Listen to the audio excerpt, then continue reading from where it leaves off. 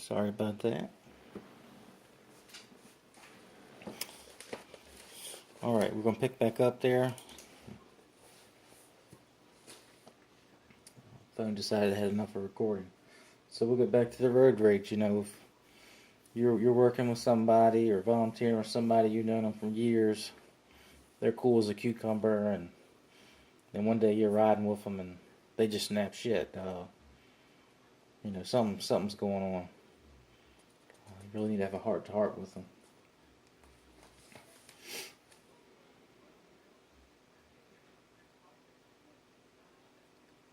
We'll talk about this binge drinking a little bit more. Never really had a drinking problem. Of course, as a teenager, you know, who didn't drink a little bit partying? But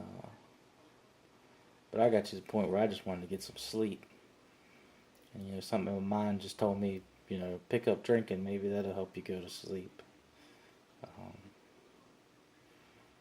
So I started, man. I tell you, that drinking made those nightmares so worse. So I'm just, you know, I'm begging you right now, asking you, if you're drinking and you're dreaming about this stuff, just drinking and the nightmares is going to leave you having thoughts you shouldn't have. I mean, drinking just made my nightmares so worse. That's me anyway.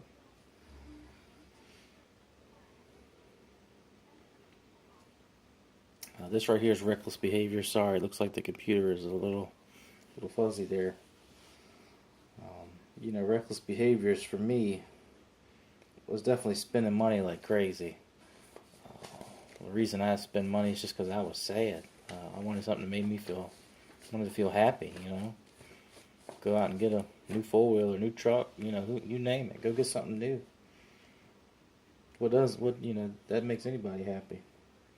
But the thing about it is, it only make me happy for a short period of time, and then for some reason I would just go and destroy it.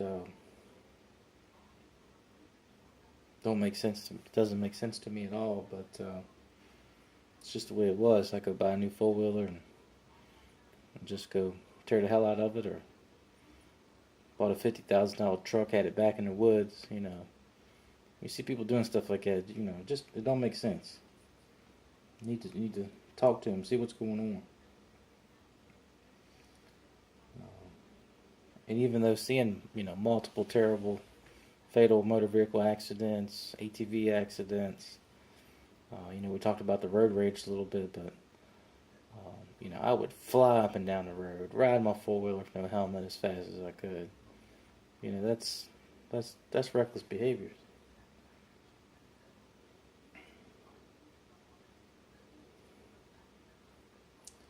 I'll tell you another big reckless behavior I had too is one morning I woke up and looked outside and didn't remember how I got my brand new truck home. So I went and bought me a drinking car. $500. Wreck that, you have nothing to lose.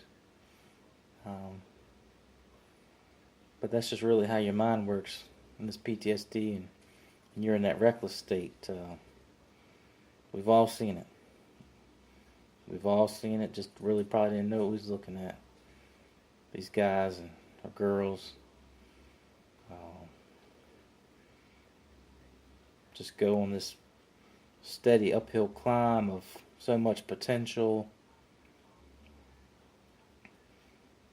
and then all of a sudden they just dip off.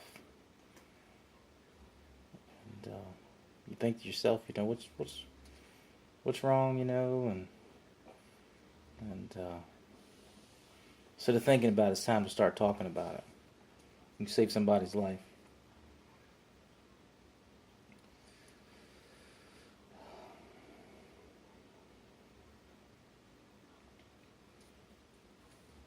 I want to talk about one more thing. I can't take credit for this here. This was an article I read that was written by somebody suffering from PTSD, but you know, this sentence here is so on point. I'll read it to you. PTSD involves rocking into extreme states of terror, rage, and uncontrollable impulses, then plunging into equally extreme states of being shut down, exhausted, emotionally numb, despair, and disassociation. Again, these are the guys. You work one shift with them. They're partying, living like rock stars. Next shift you work with them, they ain't even talking. If you really don't know what you're looking at, you might even question that, man, that person might be bipolar or something. But PTSD really mimics depression and bipolar disorders. Okay? There's a lot of professionals out here that are misdiagnosing this. That's why it's so important that if you do decide to get help, that you find a professional that is trained in trauma, has a good track record, not just some Joe Blow.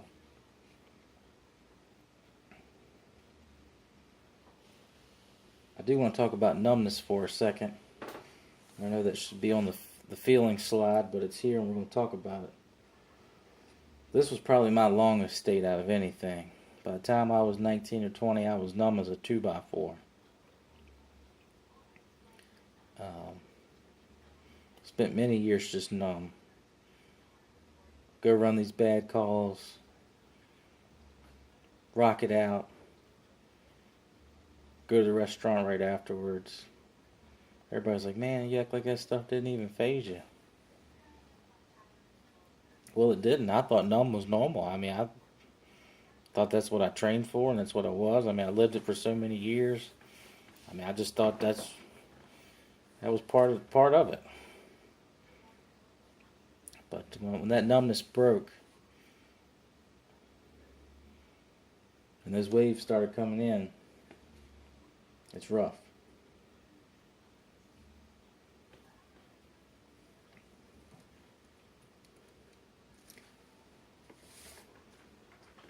We're going to talk about a pending doom here. This is my definition of a pending doom.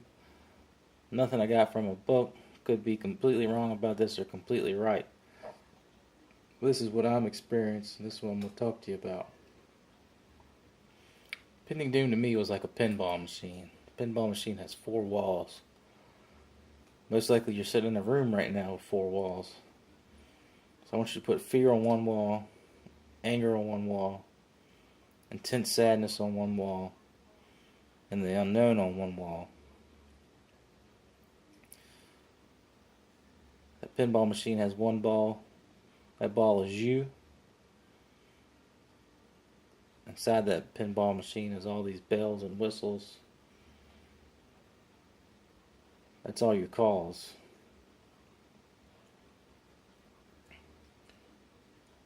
Your triggers control that little hot, cold metal knob that you pull back to hit that ball. Then they start controlling those little buttons on the side that keep that ball rolling.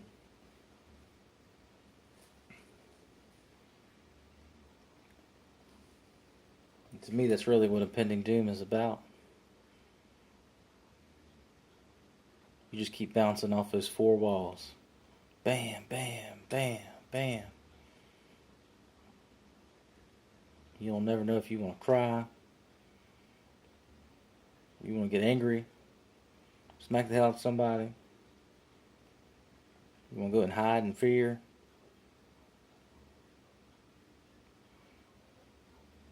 We're going to talk about this unknown.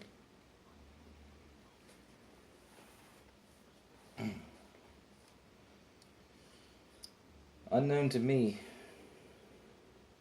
is that darkness that makes the hair on the back of your neck stand. Makes those goosebumps on your arms. Makes the hair on your arms stand. It's a type of darkness that feels like it's closing in on you. And within that darkness, there may be or not be a tiger present with you.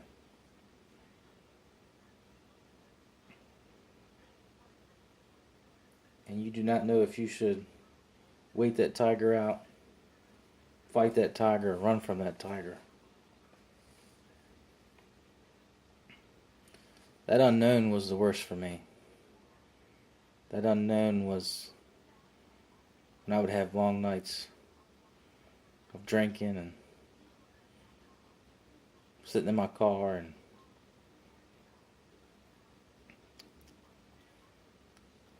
just having those thoughts of there was only one way out of this. Some rough stuff. Some real rough stuff.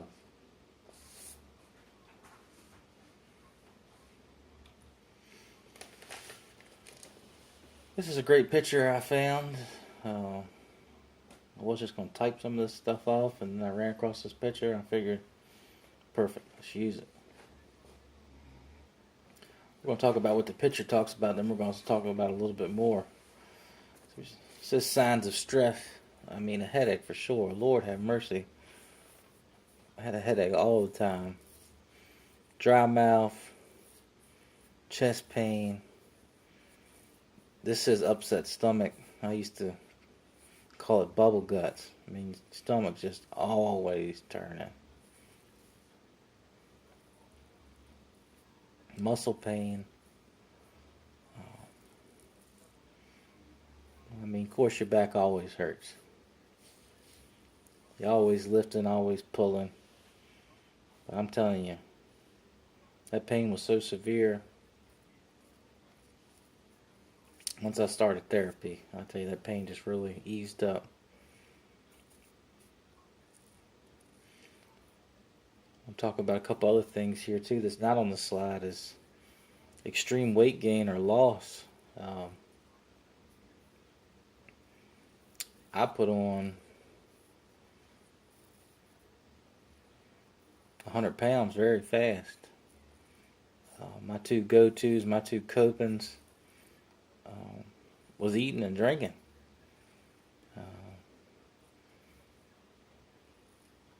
The DiGiorno and Wild Turkey really put me out of commission. And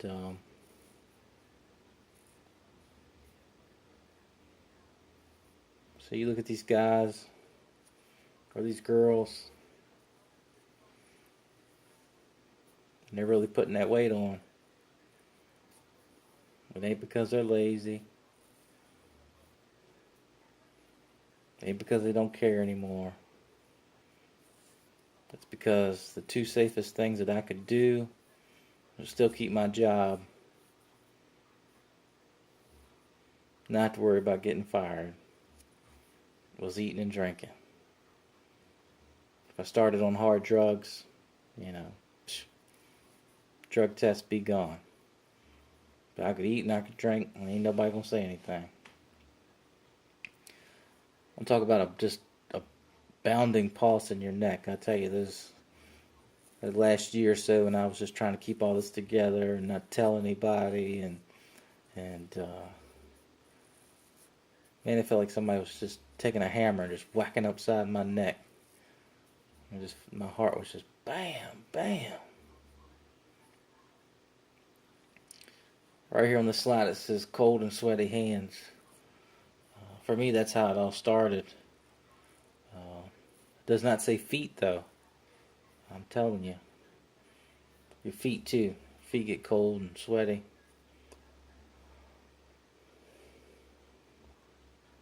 I didn't listen to my body. I just kept on going, just trying to fight it out. I got this. I can do this. It's who I am. I've seen this for this many years. I can keep rolling. Then it went to me clenching my teeth, to my teeth chattering. Eventually led me to just my whole body would just tremor. Like somebody would just pick me up, put me in a big bucket of ice, water, pull me back out. Just shivering and tremoring. And that was the final moment of me never stepping foot back on an ambulance or a fire truck, walking back into an ER bay. I just couldn't let people see me like that. I mean, it was just, horrible. I had no control over it. The only way that I could stop it is if I went and smoked a cigarette,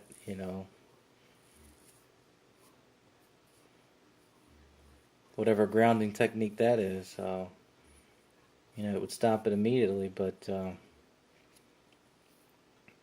I just I couldn't let my guys see me like that. It was bad. Talk about breathing too. You really need to watch people with PTSD. You watch their breathing. They become very shallow and respirations become very decreased. Out of all this therapy I went to, I can tell you, when one of these calls hit me hard and we really got to work through it, my therapist just tells me, just take a second, let's just breathe. And you really feel like you're holding your breath.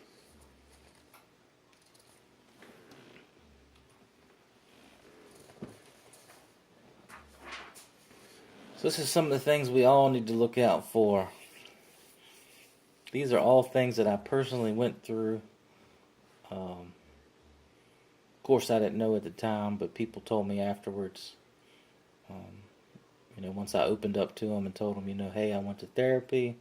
This is where I'm at in life right now. What did you see?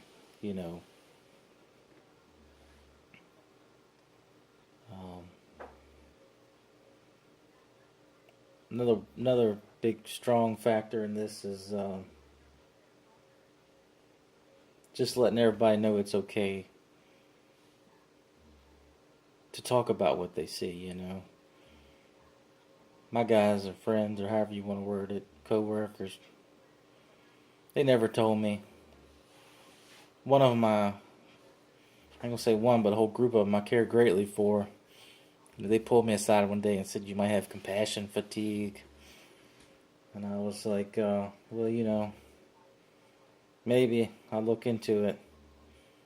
Wasn't really convinced by it. But, I respected that they at least saw something and wanted to talk about it. But, that's why we're doing this awareness and promoting it. These guys might have saw this in me, but they didn't know what was going on, so, that's why they didn't speak up. So that's why it's so important that you know what's going on and you speak up. A very dear friend of mine just said, you stop smiling.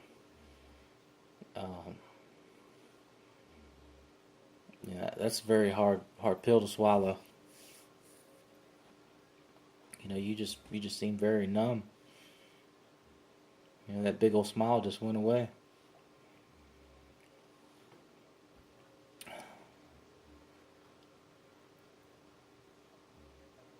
I was always the guy to find something to laugh about. If you was with me, we were having a good time. We gonna have a good time now, but my laughter and my talking and just talking shit went to silence. I just stopped talking. In this profession, we all know about the inappropriate jokes. That's definitely one of the big things that people don't know us. They hear us sometimes. They look at us all crazy, but if you don't understand us, you won't understand. But those inappropriate jokes is what makes the day go by, makes the day a little easier. Gives you a little hope that somebody's going to say something stupid. But, they just said my inappropriate jokes turned into blank stares, and those blank stares were just thinking about calls. I didn't see anything funny about life anymore, All I just saw was dead people. Destruction. It's in my mind 24/7. Again, irritable and angry outbursts. You got this guy that's cool as a cucumber and all of a sudden he's ready to smack the hell out of somebody, what's going on?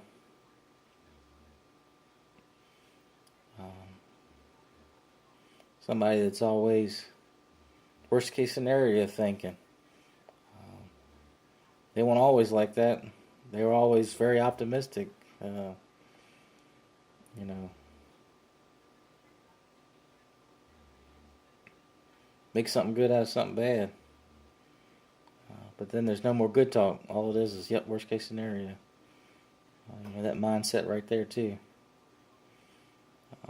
Everybody always told me I had such a presence of being warm and fuzzy, just a big old teddy bear, and you got that person that's a big old warm teddy bear, and then they're very cold to you. We all know what that feels like. That's a big sign too. I used to always give people strong eye contact, nice strong handshakes. That led to me always looking downward, glaring at the floor. People, they have a lot of stuff on their mind. They don't want you looking in their eyes.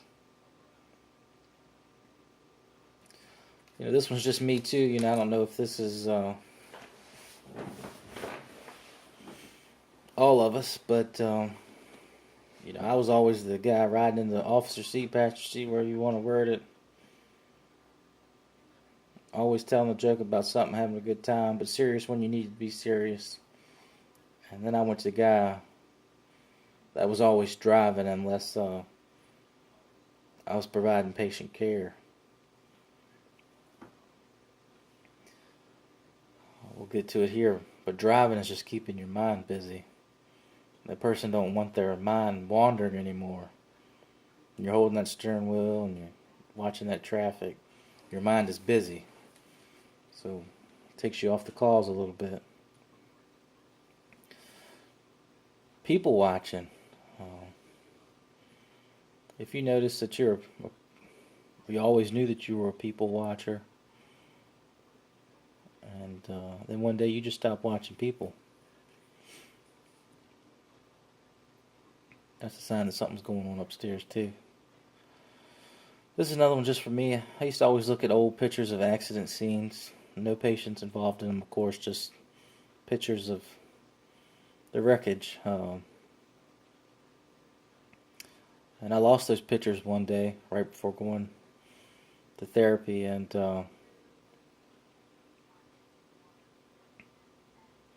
couldn't really figure out why, but it took a while to therapy. When I was looking at those pictures, it just brought me back to a point in life where I was strong and confident and running the show and making decisions. So when I was sad, I'd look at those old pictures. So if you got a stack of pictures that you look through that you get those butterflies, that that's when you was doing big dog stuff. That's a sign too. I noticed too that I could always relive other people's calls. When your buddies walk up to you and be like, hey, yeah, I ran this bad call, and this happened, and next thing you know, you're like in there with him. It's crazy. I think that's a PTSD thing too. Again, back to always staying busy. People with PTSD, they stay busy. They don't take family vacations. They never take time off from work. They probably have 2 or 3 jobs. The more you can stay busy, the less your mind has to think about the calls. So really look at your peoples, your peers, your coworkers, your buddies. Look at their busy behavior. They have no chill time. Big sign. We all need chill time. Another big thing too is a person that's just in a normal moment of life or on a normal call, and they just get up and leave in silence, or you hear them maybe mutter or whisper, or maybe get angry about it, I have to get out of here and just leave. Um, they've experienced some type of trigger that in that normal event has brought them back to an event that was very traumatic for them. That's the guy that has done it for years. It was a bad call, maybe even a fatality. But that person just loses it. After that call, they're done. It's because that call reminded them of something very traumatic to them. And that's when we need to step in and really figure out what's going on. So the two hardest things I believe in PTSD is, one, admitting you have a problem. Lord knows it took an act of God to admit that I had a problem. 3 years ago, my primary care provider told me, your weight's out of control, your blood pressure's out of control, your demeanor ain't the same. Asked me, was I drinking? Was I still running EMS? Was I still working in the emergency department? And he gave me a referral to go see a therapist. He said, I want you to get treated for PTSD. I didn't want to hear that. I got this. This is what I trained for. I'm used to this. I can handle this on my own. I don't want to hear this right now. And that way of thinking led me down a very, very dark road. And what finally decided my turning factor to get help was my